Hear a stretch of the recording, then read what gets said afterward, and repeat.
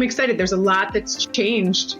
I feel like we've talked about the Secure Act changes, and it's like the gift that keeps on giving in some regard, because it has given us so much to talk about on the podcast. It really has. Yeah. And here's another example, right? Of thank you, Secure Act. You're keeping us, our podcast full of things.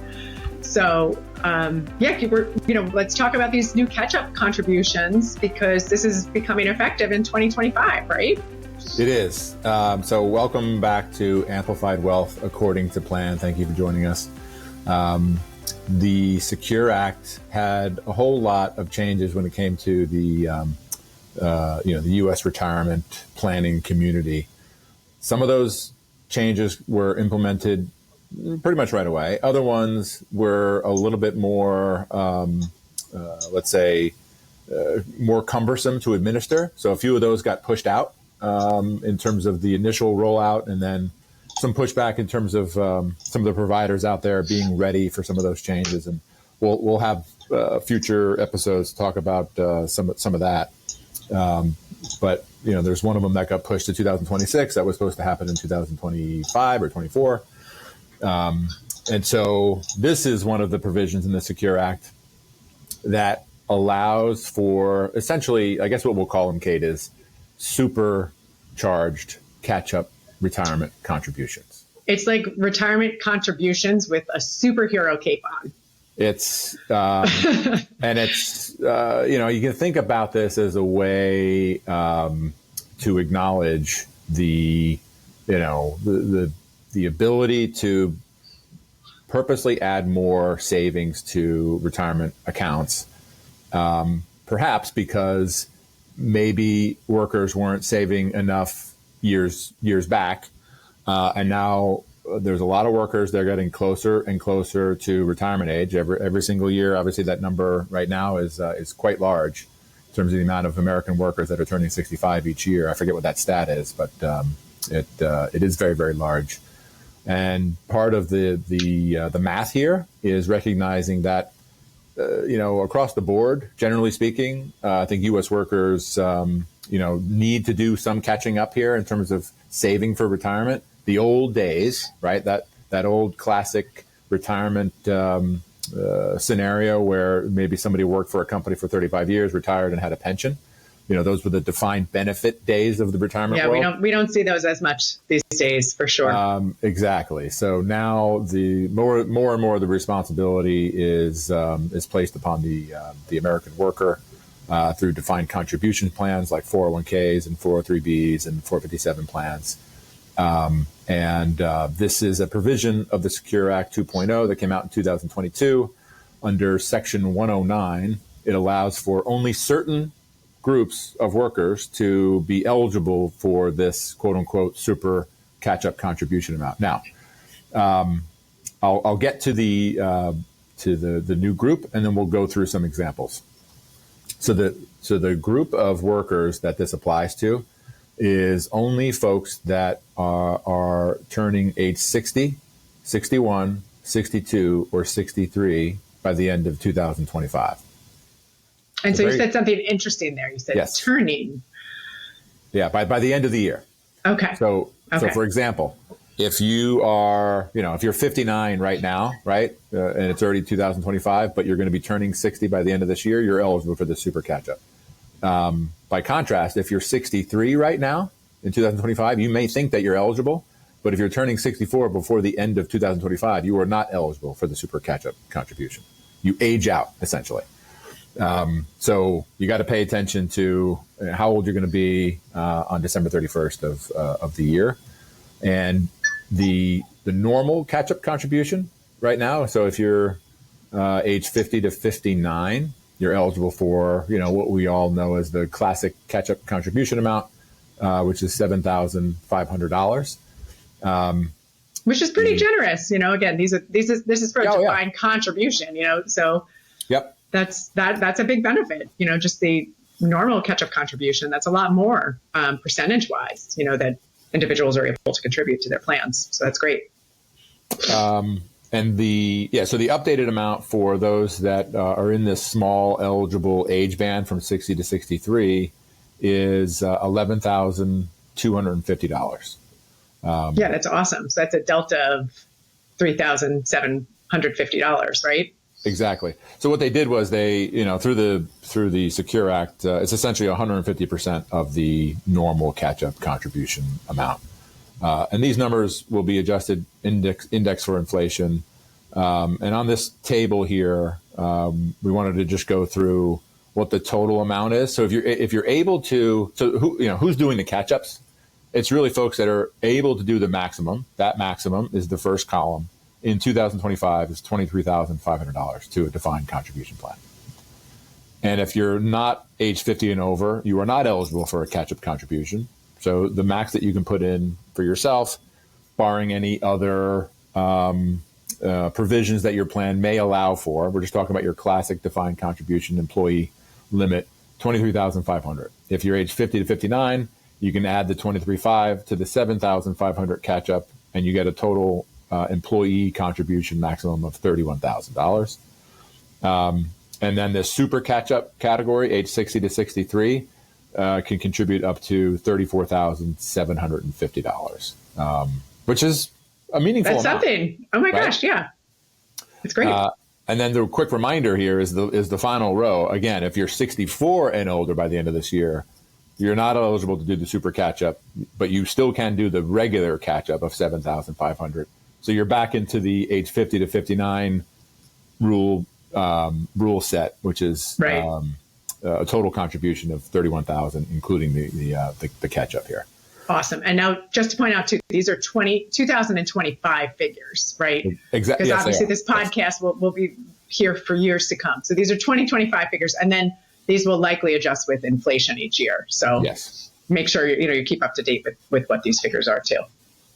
Yeah, so that's great. This is a great opportunity for individuals, as you mentioned, who might be a little behind in some of their retirement savings and who are able to put that max to work right before retirement, because again, our time horizons really are life expectancy. So hopefully we have many, many years to come, even upon retirement. If you're retiring at 65, hopefully you have 30 years, in retirement, if not more. So that's a great point, because I think some people might think, wait a second, if I'm 62, 63 years old, why would I want to put, that much more into my 401k right. when I might be retiring in 2 years.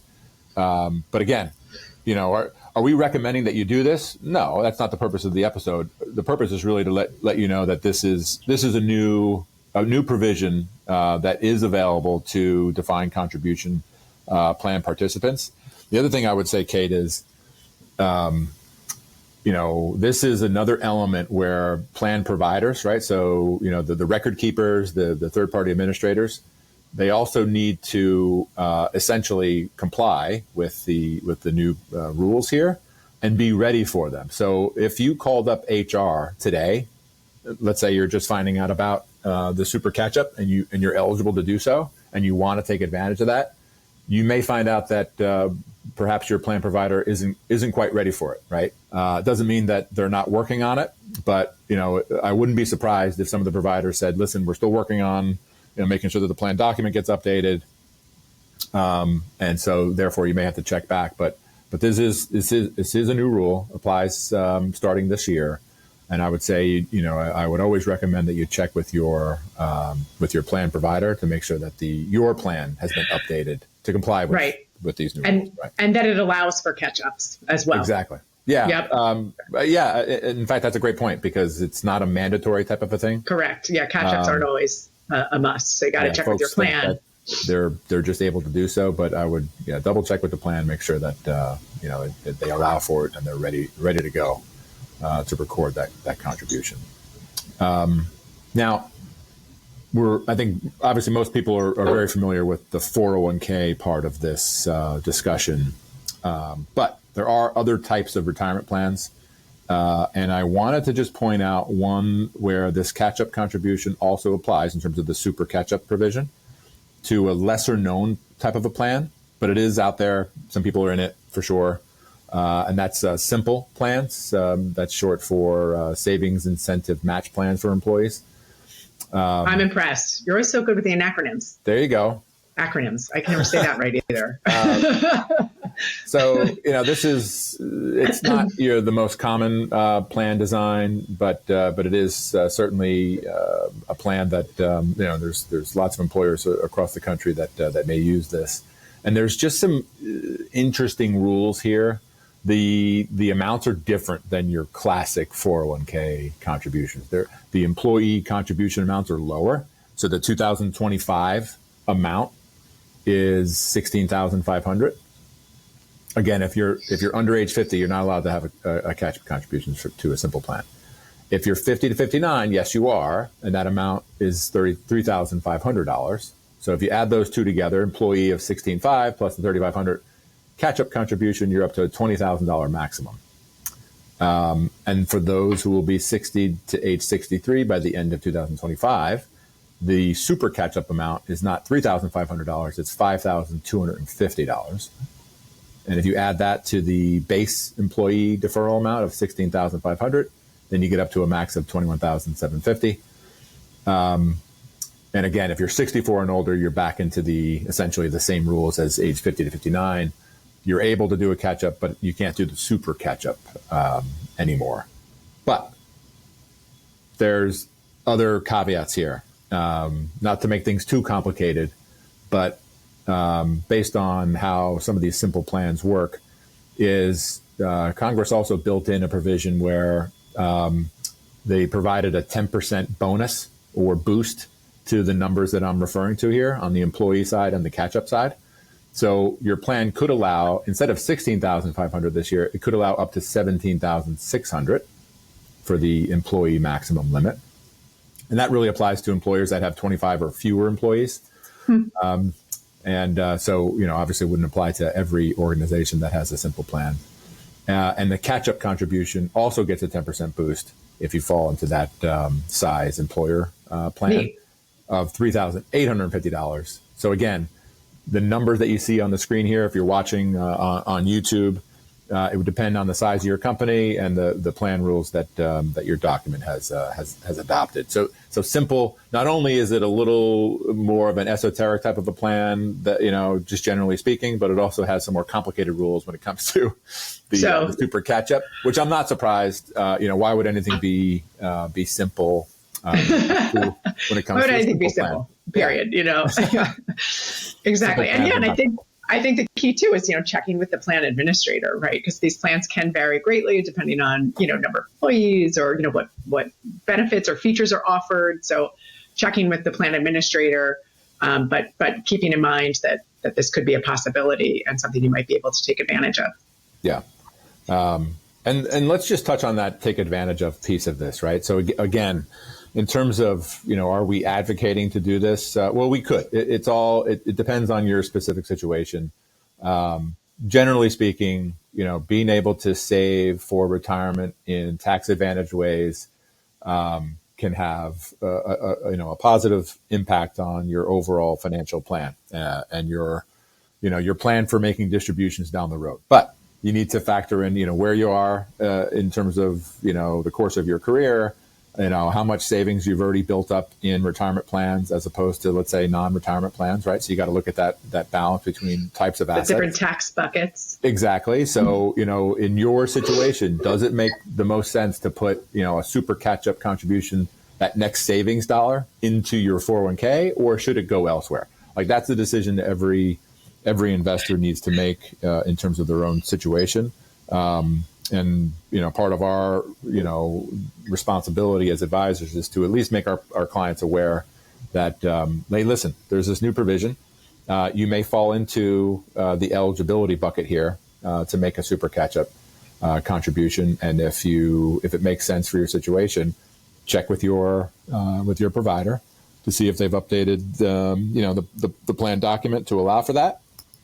And then you can take advantage of saving some more dollars in a tax deferred, tax advantage way. Great. And then kind of coming attractions will be, for next year, does this need to be a pre-tax or a after-tax, right, contribution? Absolutely. But that's kind of like the cliffhanger. Yeah, I think for our listeners. That's the one that caused the most commotion, if you will, in terms of the retirement community across the country Sure. in terms of being ready. We're not ready. We're not ready. To keep track of those changes. Sure. Because, it's a big deal to make sure that, in any given plan, there could be many, many, many participants, and some could be making their catch-up contributions pre-tax. Some of them may need to start doing it on an after-tax or a Roth basis. And that's, that's coming 2026. Yeah. Through the Secure Act, this is one of the that essentially is being staged in. There is a bit of a Rothification, if you will, of the retirement savings world out there as a way to kind of generate some more tax revenue by making after-tax Roth contributions as opposed to pre-tax. But yeah, another subject for another day. But lots of changes. So pay attention to the super catch-up contribution, which is now live in 2025. Great. Well, I hope this brought some visibility to this update for our listeners. And thank you for joining. Again, we're Amplified Wealth according to plan. Thank you for joining. Be sure to like and subscribe, and we'll catch you here next time. Take care. Thank you.